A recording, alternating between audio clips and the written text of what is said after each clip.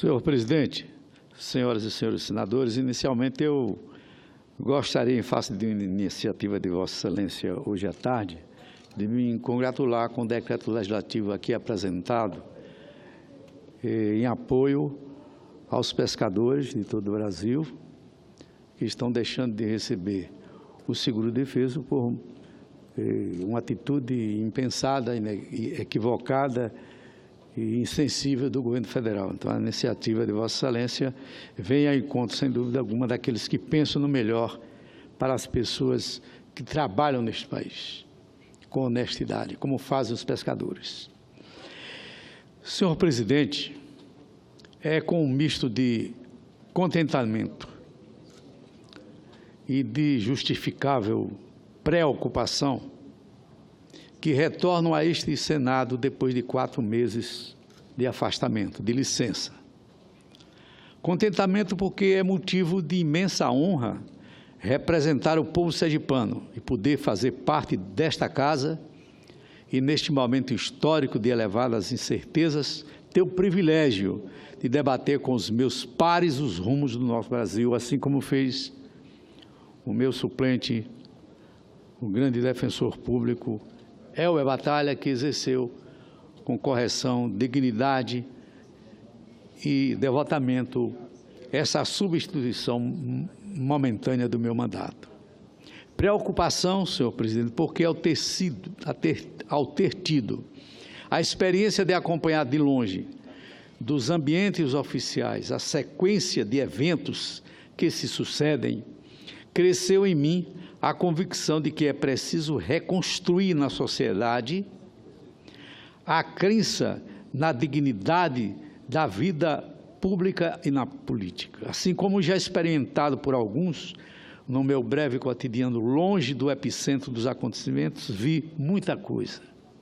Vi a crescente decepção do povo por seus representantes. Vi a repulsa diante dos métodos truculentos e ultrapassados adotados por este governo para cooptar apoio. Vi a revolta frente a denúncias envolvendo poderosos e a impunidade persistente. Eu vi a polarização de posições, o ódio e a intolerância se sobrepondo ao debate democrático de ideias. Eu vi a revolta, a tristeza e o constrangimento do povo brasileiro com a violência, manifestada em crimes que podemos considerar hediondos, como aquela execução covarde, cruel, que foi feita contra a vereadora Marielle e o seu motorista, numa das ruas do Rio de Janeiro, quando ela vinha da prestação de serviço comunitário à sociedade carioca. Uma revolta que causou a solidariedade do povo brasileiro e do mundo inteiro para que a violência seja coibida de uma vez por todas do nosso meio. E é por consequência de tudo isso, o preocupante e grave desprezo do eleitor acontece pelo mais elementar fundamento da democracia, o exercício do voto. Por tudo isso, volto a esta casa com a clareza absoluta de que precisamos urgentemente recuperar a credibilidade da população nos valores democráticos. Não há saída fora da democracia, como muitos passaram a crer. Observo preocupado a campanha em que tentam alastrar a defesa da abstenção ou do voto nulo nas próximas eleições. Não podemos compactuar com esse retrocesso. O eleitor não pode ver na anulação do voto ou na ausência nas urnas a resposta para a sua decepção. Ao contrário, o voto será a oportunidade de afastar da política aqueles que não a merecem. Os maus políticos, aqueles que transformam a candidatura no caminho mais fácil para a obtenção de vantagens pessoais e outros objetivos nada republicanos. Embora desacreditado, é preciso que o eleitor perceba que é o único capaz de mudar a realidade social e política do nosso país.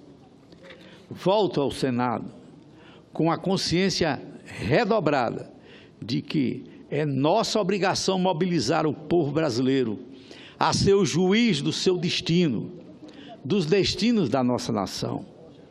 Cabe a nós também o dever imprescindível de continuarmos aperfeiçoando o já ultrapassado sistema eleitoral, o já falido sistema presidencialista do nosso país, que leva a crises sucessivas, que transforma o presidente da República num verdadeiro ditador constitucional e um poder legislativo inteiramente agachado aos seus interesses. Os avanços foram pequenos, como a tímida cláusula de desempenho na área eleitoral, que freia a proliferação de partidos de aluguel e reduz a possibilidade da política do toma lá da cá para instrumento de governabilidade. E, lamentavelmente, ainda teremos uma eleição ancorada na influência do poder econômico. Por maiores esforços que sejam feitos pelos órgãos institucionais de controle das eleições, como a Polícia Federal, o Ministério Público e a própria Justiça, sabemos que o dinheiro vai correr à solta, por debaixo do pano, às escondidas, para que, novamente, o poder legislativo seja depreciado com a presença imunda e de políticos compradores de votos. E, lamentavelmente, ainda teremos uma eleição ancorada na influência do poder econômico. Isto porque, não obstante a proibição do uso de dinheiro privado, será o Caixa 2 mais uma vez protagonista da fraude oculta, sem falar da vantagem desigual dos candidatos mais ricos que poderão se autofinanciar. E se não bastasse, temos pela frente novas preocupações como a guerrilha tecnológica. Neste ano já é consenso que o eleitor será influenciado pela propaganda política deflagrada por pessoas e até pelos chamados robôs, usados na disseminação de informações reais ou criadas. Ou seja, muitos serão vítimas das falsas notícias, as tais fake news, cujo poder de aniquilar a verdade acontece numa velocidade avassaladora. Quem vencerá as eleições de 2018? Será a mentira? Será o populismo? Será a demagogia? Será o poder econômico? Será a experiência? Será a modernidade? Ou será o centro, a direita ou a esquerda? Espero, senhor presidente, que quem vença as eleições seja o nosso povo, seja o nosso eleitor, que sabe escolher bem os seus representantes aqui na Câmara, aqui no Senado e na Câmara dos Deputados.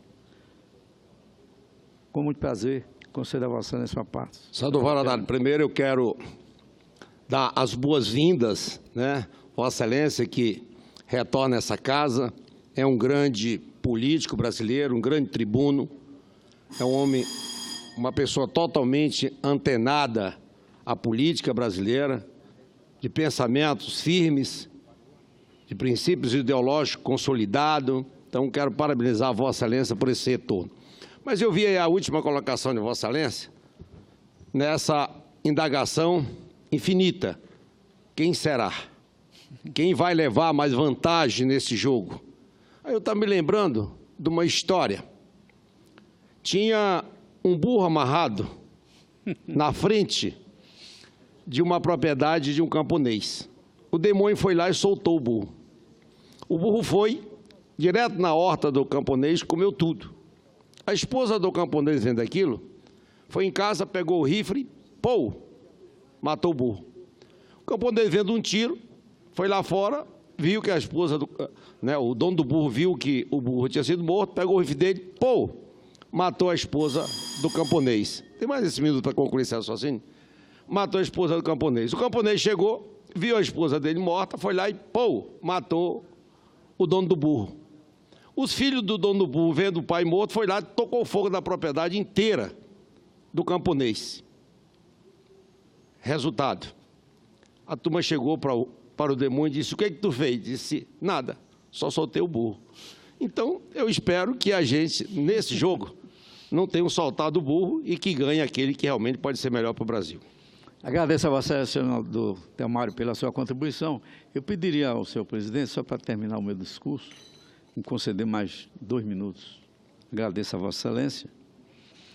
Então, como eu estava dizendo, acredito que somente aqueles que conseguirem transmitir credibilidade e capacidade de enfrentar questões como segurança, saúde, educação, emprego e honestidade serão os escolhidos para os novos desafios que estão por vir. Acredito também que só terão êxitos comprometidos em levar adiante as reformas que este país tanto necessita, mas protela. A primeira, a reforma tributária, para reequilibrar o peso dos impostos para ricos e pobres e para simplificar o sistema, incentivar o investimento e propiciar maior competitividade nas nossas empresas. O resultado será o crescimento e geração de emprego e renda.